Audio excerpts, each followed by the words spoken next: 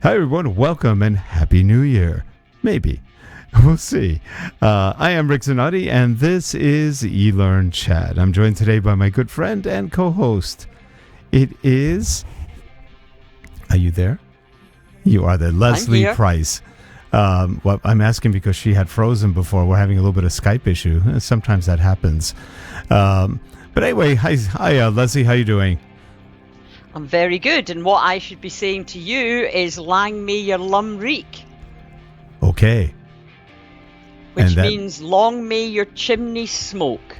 That's a good one, yes. And that's the Scottish thing you say at New Year, because it's not just your chimney in your house that gives you the warmth. Yep. It's the chimney inside your body that gives you health. Mm-hmm. That's true. So it's lang me your lum reek. So here in Southern California where we are, it would be something like, may your beach view not change. Yeah.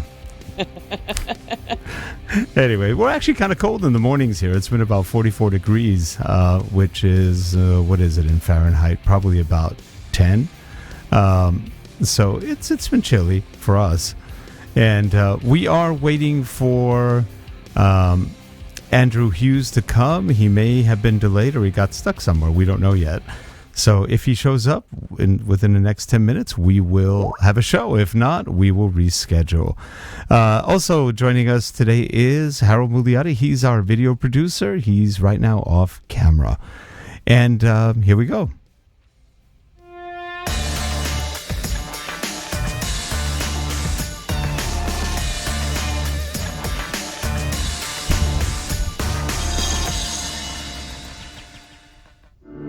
This show is sponsored by Relay Corporation. Digital learning development, media development, corporate video, management consulting, and more. Visit us at www.relate.com. Thanks.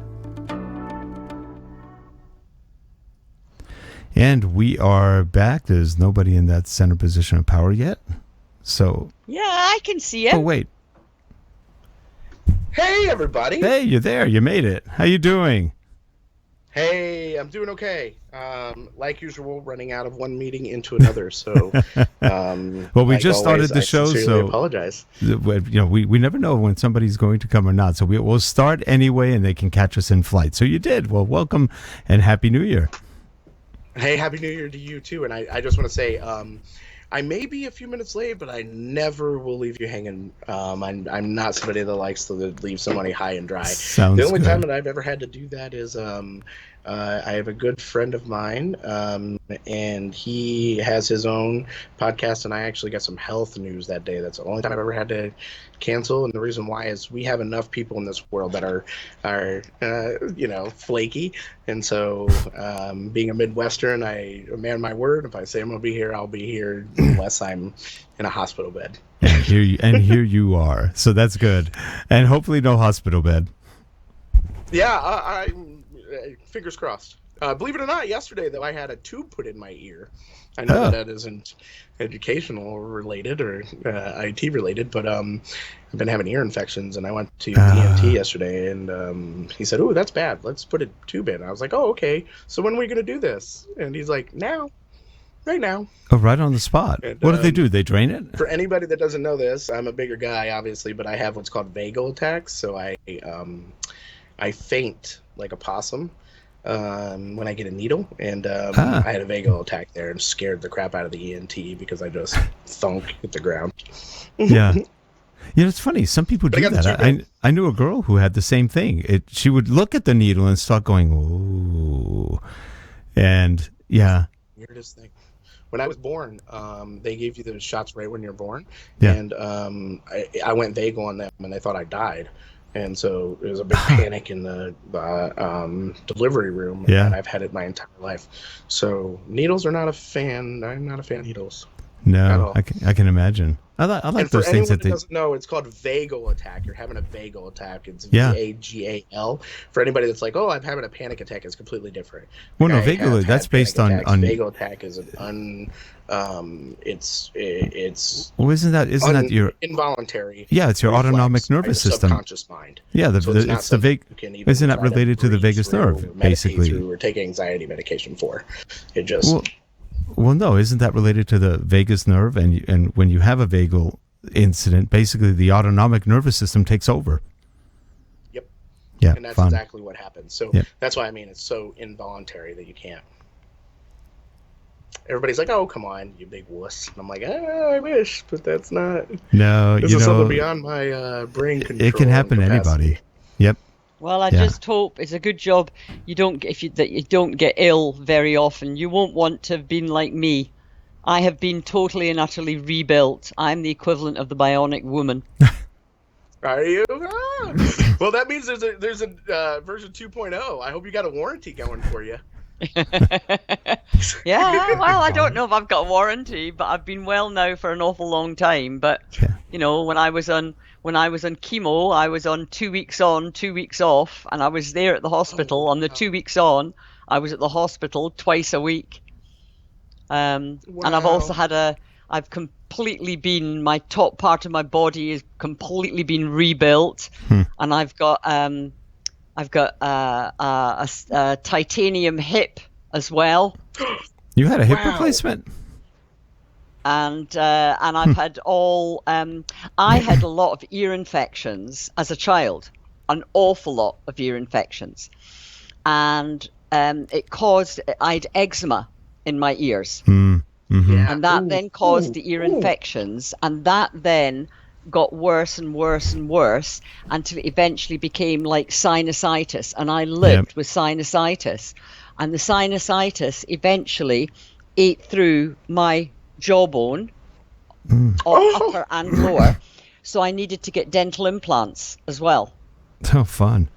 Oh my gosh! I had to have both. You know, I'd have grafts, bone grafts in my jaws, and then dental implants. So I really am the Bionic woman. Wow. I really have been totally rebuilt. You got me, yeah. Now, Lesley, I didn't know you had on that one. Now, Lesley, I didn't know you had a hip replacement. Yeah, I had a hip replacement. I've seen you walk. I was in a car accident when I was. Okay. I was in a bad car accident when I was about 17. Okay. Wow. And it was a car accident. I mean, the car ended up a total write-off, and the other person in the car ended up being thrown out the car. But I was in the car, and apparently it was to do with when I put my legs out to sort of, as the crash was happening, the kinetic energy came up and went through my body, and that's what damaged the hip. Yeah.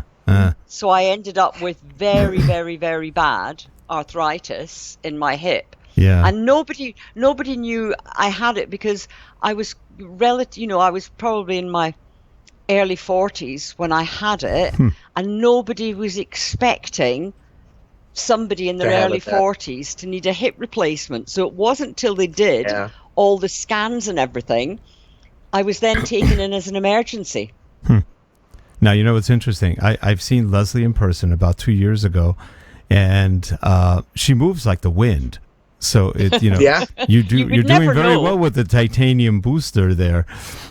Yeah. She must have got it from Boston Dynamics. I always joke about all the surgery I've had on my boobs, because what was my bum is now my boob. So it gives a whole new meaning to kiss my ass. Anyway. A year ago at this time, I was actually in a hospital.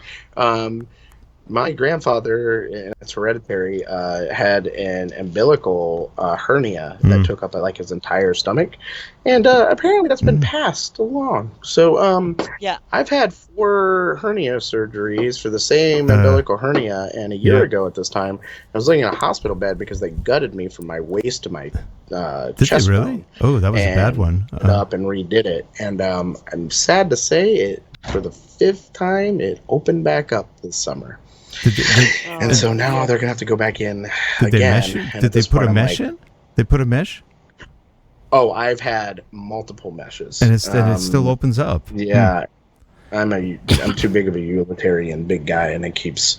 Obviously, let's just be realistic. Some of it is weight. The other side of it is, and I'm a stupid meathead, and I will just pick stuff up because I'm like big and stocky, and I'm like, oh, I'll move that desk real quick, and just do it one handed. Like, and then you look in down my 20s and go, again. darn. And that kind of stuff I have to realize to stop doing before I can get it done again. But physically and mentally, I don't want to go through it again. No, it's not fun. I had an umbilical hernia, but mine was just, they put a mesh in, but I didn't have any problem. I had it now for 15 years, so it's been good. But I do have to watch it because every so often I can tell I'm pulling something. I go, better stop. So, yep. Well, anyway, what happened is it was great until my son this summer, and he's 5, was jumping into a pool, and I went up like this to grab him and bring him down, and when he came down, the top part of the mesh I could feel just went and that spot right there in the top right by the chest is bumped out. So yeah. All right, so enough of that not fun stuff. All right, folks, well, that's it for the show. That was General Hospital today. The ailments of getting old. That's right. Yeah. Don't grow up, kids. It's a trap. Yeah. And actually, like they say, it's so hard. You get over the hill. Yeah, when you get over the hill, it's actually a lot easier. You go faster downward. Trust me. So. Speak for yourself. Yeah. Speak for yourself. She's pretty fast. I believe it. I mean, Boston Dynamics legs over there. Yeah. Sorry, I'm picking on you for the Boston Dynamics because they have the artificial intelligent robots that can like walk and balance themselves. Yep. With no problem. And he's like, it's Terminator coming at us. So that's why I was picking on you about the Boston Dynamics. But they have those have you seen those bodysuits? No, the military. I just think Bionic woman. Yep. Yeah, the like exosuits. Yes, they're incredible. They're planning on doing more and more with the military with those, but it makes somebody can lift a car, they can lift whatever they want with those things. It's amazing. Yeah. You know what I think is really interesting is every time there's like a futuristic video game that comes out, because Call of Duty Modern Warfare came out probably about 4 or 5, 6, 7 years ago now. I think more. Yeah. Probably even more. I don't know. I don't even know what year it is. I just know last year sucked for everybody. And so I just state like it's interesting to see how fantasy has just evolved to reality, and how we're seeing the adaptation of technology so fast that we dream it in sci-fi and that it's here today. But you know what, Andrew, that's a good subject because let's talk gamification for a quick second. Everybody thinks e-learning gamification should be like Call of Duty. And I go, how how many millions were spent developing Call of Duty, and you want to do this in, did you say 10,000? Yeah. And there's just a complete lack of reality because people are so used to seeing really fancy advanced games that when they see something simple, they go, oh, where's the game? It's kind of an issue. I see this all the time, and here's what I see, honestly, on a daily basis, guys. And this is, I see it from the federal, the state, the Fortune 1000, the Fortune 100s. We will be given a PowerPoint presentation, which is good to start with when you're doing your content analysis and seeing if you have everything you need to build objectives and everything you need to do to start your needs analysis, right? But what they anticipate is building something that is complex is going to take the same amount of time as just building the presentation. And I often state, if you're just going to give us the PowerPoint and you want us to build that presentation, why didn't you just take the next step yourself? And so what we get is we get a lot of people that don't know how to do that. And I tell you, because the great thing about our company and myself is I have an interactive media and game background, but also the education background. So we're able to bleed those together and have figured out, like one of our project managers was at Nintendo and now was at Disney Interactive before they did a big layoffs and is now with us. And the other one comes from the Neural Learning Institute. So they are coming from both educational and game development backgrounds, and they're blending this together. And what I can tell you is that takes twice, if not three times as long to build something than if you were going to be building just a presentation. I can put a PowerPoint together for you in a week, but I can't put a immersive, complex video game that's going to change behaviors in the workplace by them taking this in the same amount of time. And so what I always tell people is, do you want the information dumped, or do you want to actually see improvement in the employees? Right. Yeah, that's a big one. So sorry to go on a soapbox. I'll step down now. No, it's a big one. It's a big one because a lot of people forget that at the end of the day, what are we doing? Are we training people to just train them because we have nothing better to do? Or do we want them to be maybe a little bit better, to improve some kind of performance? We talked about this the other day about KPIs and all that. And with a lot of learning people, it's like, what's a KPI? Yeah. Keep putting it out. We have that problem all the time.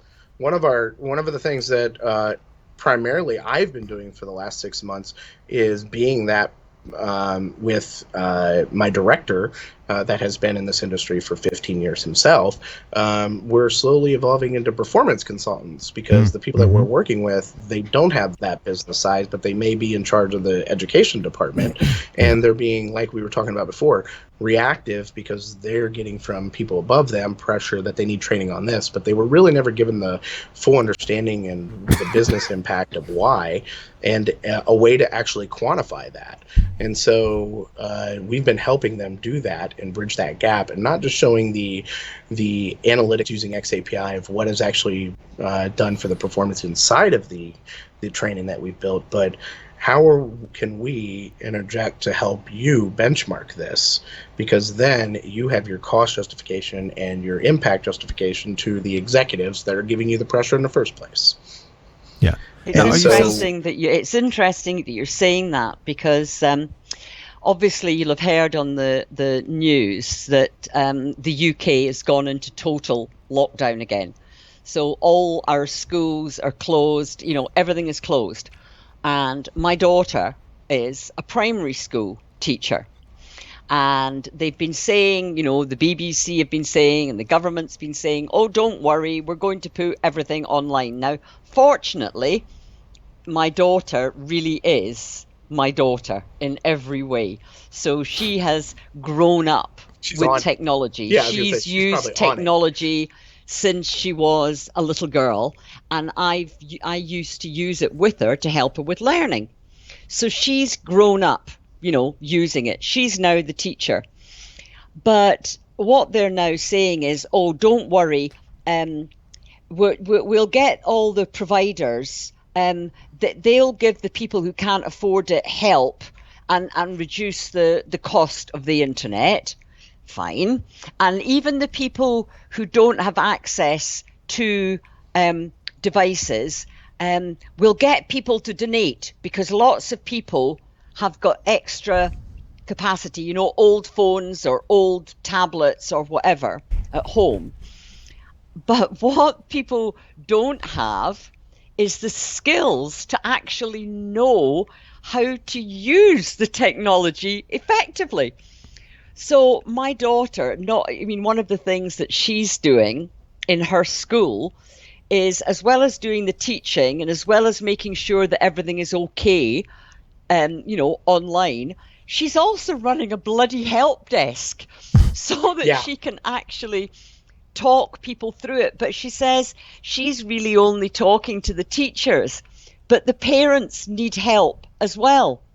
The kids need help, because they're used to just, if they're going on the phones, they're used to going on the phones and messaging with their friends or playing games. They're not used to learning.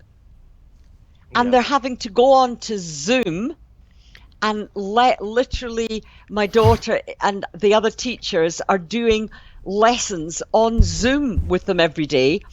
And the kids and most of the teachers and the parents haven't got a clue. I'm really, there's so many different aspects that scare me about that situation, and you're right. And I tell you this because as a parent of an autistic child that's in kindergarten now, this is a very tough time for him, and I know you can be like, well, wait till he gets to the 3rd grade, 4th grade, 7th grade, 8th.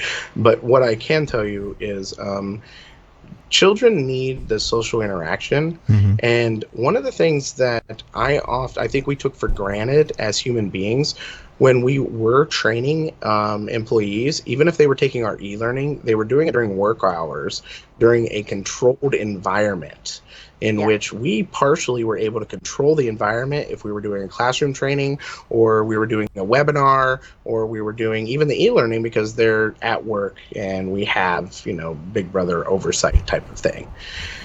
Now that isn't the case. I think it's really hard to instill discipline for children if you can't control that environment for them. And it's already hard for us, and we're being bombarded by content all day. 48 hours of content is made every second for YouTube right now. And so all of a sudden these kids and your family members and everyone is competing for not just the attention of the classroom now, but competing for everything on the internet to keep them interested in the classroom. And you're right, everyone is very overwhelmed. You have a lot of people that I know for a fact, and I'm not going to state the school because we love them dearly, but we get like 15 to 20 emails almost a day, and he's in kindergarten. And so, because it's how do we handle this? How do we keep communication? How do we make sure that, everyone is staying on top of things? Because we still here in the States have testing and standardized tests that affects the amount of funding that happens for schools.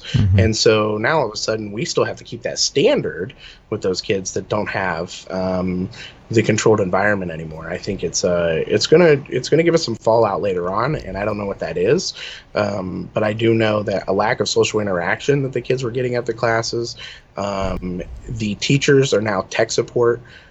Every single one of the district schools, and I tell you guys this because I'm on a project with the federal government right now, and I've had to interview over 200 people throughout the United States at the K through 12 system, and there's not one of them that isn't overwhelmed on the technology side right now.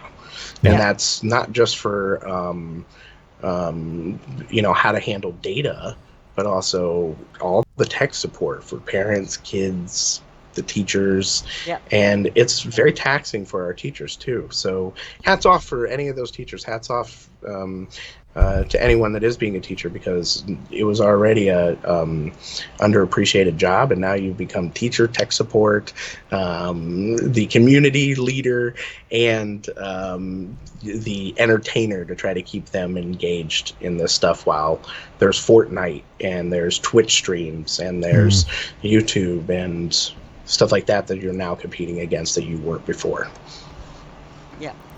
It really is hard though. But when just before we finish, to make you smile, when my daughter gave the children in her class a task today. She teaches year 3, so about 7-year-olds, 8-year-olds. And she gave them a task today, and she told them it was going to be really, really, really hard. They were going to have to write their name. And the kids and the parents all burst out laughing. And then my daughter said, yes, but there's a catch. You're going to have to write your name by finding things in your house, something that begins with the first letter of your name, something that begins with the second letter of your name, something with the third letter. Oh, cool. So Natalie just said it was great. It was great because it wasn't then just them just writing something. The kids were actually having to think, and were having to think about other things. So, and I just thought that was a great thing to get them to do. Fantastic. That did almost like a scavenger hunt. To hear those things. Yeah, almost like a scavenger hunt for your name. Makes it fun. I love it. They only did the first name, right? Something really cool like that? Paycor. They're here in Cincinnati, and they do that for like an orientation. The orientation is they have this like scavenger hunt inside of their office, and it's actually Tracy over there at Paycor has actually developed it, and it's really innovative and cool. But nothing like that, what you described there puts a smile on my face, because what a great way to incorporate your environment and into the activities that you're doing. Yeah. Oh, and for anybody that didn't know, this is right there. Those are my wipes for when I cry. Those have been sitting there forever. So when I have a rough day, everybody can see that in the background. Somebody asked me about that a while ago. Like, why do you have wipes right there? When I'm having a rough day and I want to cry, there they are. That's mandatory. We all have those days. Yep. I do have to say, regarding the teacher and the education thing, especially virtually, I've taught online for since 2009, and so what I want to say about teaching online, or 2010, I'm sorry, is that I was teaching, and I'm teaching college level. And one of the things that I found is, even with doing the Zoom presentations, even doing work hours or office hours where I meet with them virtually, I still have a understanding that this is going to be you must do the research on your own, and I'll still present the information, but I am not able to hands-on as much. Like, we're not able to physically, do that hands-on piece. And there's ways of getting around it, whiteboard and Zoom and stuff like that. But I find that there are some limitations. You can still obtain the information, but you also have to have a lot of discipline to be able to do so, because it is more of a self-discipline type of a learning experience than what you would normally see. And it's very, very hard. It's for young people, for children and their parents, because their parents are trying to help them learn at home, and a lot of their parents will never, ever, ever have done any e-learning stuff before in their lives. And an awful lot of the teachers will, they'll maybe point their kids to, the older kids to resources, but it's not something you would normally tell a 7-year-old, "Oh, go and find it on the internet." You just don't do it.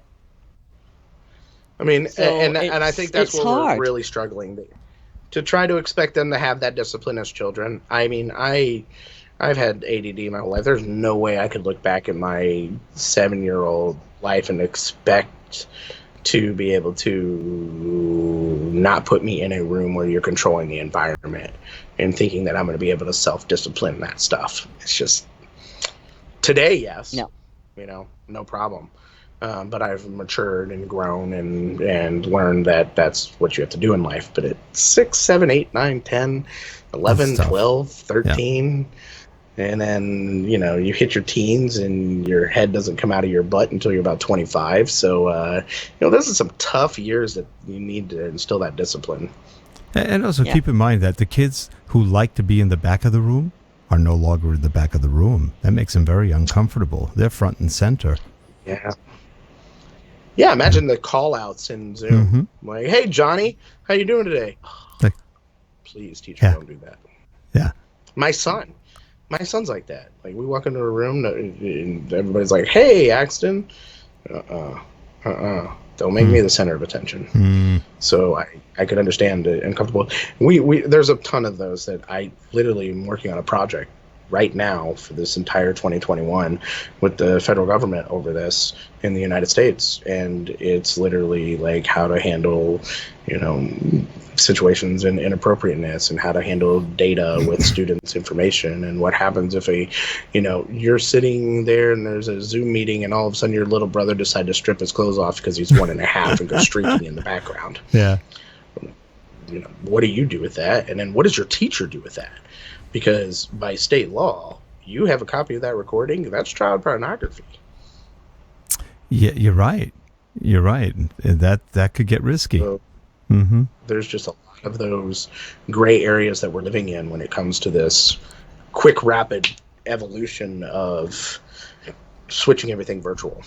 That I think we're still going to see fallout of later on. That we're not totally seeing what's happening. What has upset people like me and the people that I used to work with is that back in the mid 2000s, so from about 2005, 6, 7, 8, but way back then, I worked for the Government Technology Agency, and we were doing a lot of work to put a lot of training in place for teachers. We were working on something called the Home Access Program, which was going to give access to technology to disadvantaged children and young people in the UK. We were doing stuff with schools and colleges, community colleges, setting them up with grids so that they could measure all the different things that they needed. We were helping all the different IT people. And back in 2010, the government closed the whole lot down. Everything. The whole lot. Completely and utterly shut it all down, because the big IT companies, who I won't mention, let's just say one of them begins with M, said that it wasn't required, that the industry would make sure that everything would resolve itself. And so the agency and all the projects were all closed down. Everything was closed down. And of course, what the big players said was going to happen didn't happen. What a surprise. And if that I think is what upsets me and the people that I used to work with, is that we actually, if we'd been allowed to get on with it, we wouldn't be in this situation. Okay, we'd have still have COVID, but we wouldn't be in this dreadful situation that we're in now, because the technology would have been there, the teachers would have been used to it, the schools, the colleges would have had something to measure against. Even although the government closed it down, even what they call the Public Accounts Committee, which is like one of the departments of the civil service. I don't know what you call the civil service in the US, but the Public Accounts Committee, even they said it was the biggest mistake ever. But what I've learned in my little of years being able to work with the federal government, the state, and also at the local level is 9 times out of 10, they are in a vice between laws and regulations, between industry influences, and then also their future initiatives. And all it takes is one pull of one of those three in that triangle, and the other two lose that influence big time. Mm-hmm. And I've seen that before. And what to give you guys an idea, to piggyback, one of the things about the project that I'm working on right now is I said, when we are done with this project, we are going to ensure that we have no codependency at all on a vendor whatsoever. Yeah, very and sensible. So I stated that at the beginning as a vendor to the federal government, because I see what we're working on as a bigger picture of a civic duty rather than just, the influential, we got to make money. And the reason why is it's over student data privacy for, the federal government, and it's something very important, and it's something that is very important to keeping kids safe for the future. So I look at it as a bigger picture item. But as soon as, like you're stating, somebody somewhere heard that to be a threat from the industry, so they threw their industry influence. And since those agencies are always in that triangled vice, I see it across the board. All it takes is one of those polls, and the other two parts of the end don't get anything from it anymore. Yeah, it's and nowadays what we're happening now, with all the lockdown and shutdown that we've had, and that we're going through now again in the UK, if they hadn't blocked everything, we'd be up and running. It's crazy, and the big vendors would have made money from it, but they wouldn't necessarily have made the money that they wanted to make. That's a tough part that I've realized about our society. Irregardless of whatever the major stance is on any political and or environmental cause, it fundamentally comes down to the money resource, and are you impacting or not impacting that money resource? And it's heartbreaking, because there are things that could help the better the society. I mean, let's take a history lesson real quick. You look at Edison and Tesla. Tesla would have been giving us free energy. All of us would have free electricity right now. And that's why he got taken down. That is exactly it. That is something for the greater good of the humanity, but cannot be monetized. No. If you can't monetize it, it's not going to happen in our society anymore. Though they are talking that with 5G, when it really comes out with all the satellites and everything, that's part of what they're thinking of, providing power to everyone. It'll be interesting if they do that. But you know what it's going to do is it's going to be monetized. That's You're going right. to get power. Yeah. Yep. But if you want access, you better be paying that monthly subscription. Yep. Well, that music means we are running out of time. So, yeah, sorry. Hey, Andrew, we'd like to have you back on again. We always seem to go off on all sorts of good tangents, which is fun. I would be honored. It's fun. And Lesley, I hope you stay well. I hope your family stays well. And because we were talking, she's got some members that have the virus, so not good. I hope they get well very soon. And for all you folks, we hope you have a better 2021 than we all had a 2020. We'll try to make it a happy new year for everyone. Take care, everyone, and we'll see you next week on eLearnChat. Bye-bye, everyone. Thanks. Bye-bye. Thanks. Thanks. Bye.